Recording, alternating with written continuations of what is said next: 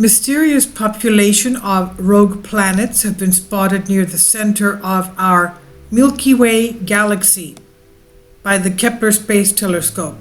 So what are these exoplanets and rogue planets? There's tantalizing evidence, the uncovering of mysterious population of rogue or free-floating planets, as we call them. These are planets that may belong to deep space and alone in deep space, unbound to any host star, so they're just wandering every which way. The results include 4 new discoveries that are consistent with planets of similar masses to our Earth. And this was published July 6, 2021, just yesterday, in monthly notices of the Royal Astronomical Society.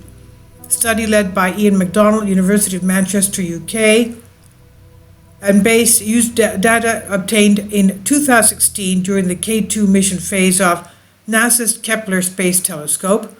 And during this 2-month campaign, Kepler monitored a crowded field of millions of stars near the center of our galaxy every 30 minutes in order to find rare gravitational microlensing events.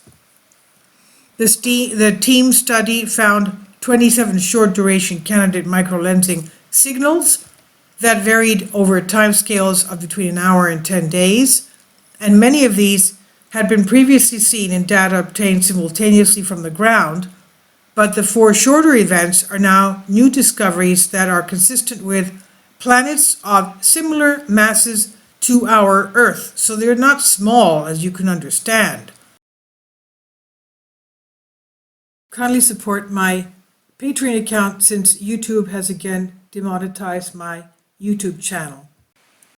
The daily posts are 5 videos daily, and they are totally different from what I have on my YouTube channel. Thank you so much for your support and that you find all my content so interesting. You'll find the Patreon account details in the description box below.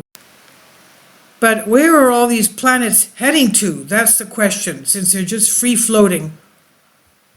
Now, the study found, as we said, these new events similar to the masses of our Earth. These new events do not show any accompanying longer signal that might be expected from a host star, suggesting that these new events may be free-floating planets, and such planets may perhaps have originally formed around a host star before being ejected some way by the gravitational tug of another, heavier planet in the system. Predicted by Albert Einstein 85 years ago as a consequence of his general theory of relativity, microlensing describes how the light from a background star can be temporarily magnified by the presence of other stars in the foreground, and this produces a short burst in brightness that can last from hours to a few days. Roughly 1 out of every million stars in our galaxy is visibly affected by microlensing at any given time, but only a few % of these are expected to be caused by planets. Kepler telescope was not designed to find planets using microlensing, nor to study the extremely dense star fields in the inner galaxy. This meant that new data reduction techniques had to be developed to look for signals within the Kepler dataset.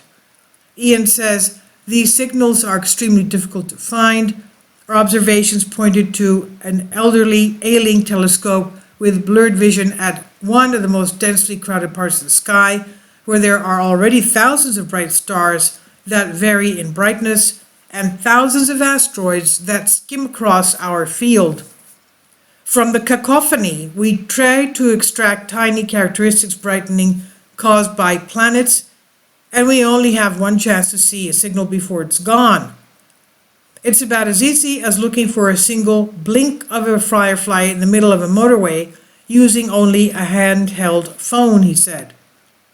Co-author was Eamon Cairns at the University of Manchester, and he comments, Kepler has achieved what it was never designed to do in providing further tentative evidence for the existence of a population of Earth mass free-floating planets, and now it passes the baton to the other missions that will be designed to find such signals signals so elusive that Einstein himself thought that they were unlikely ever to be observed.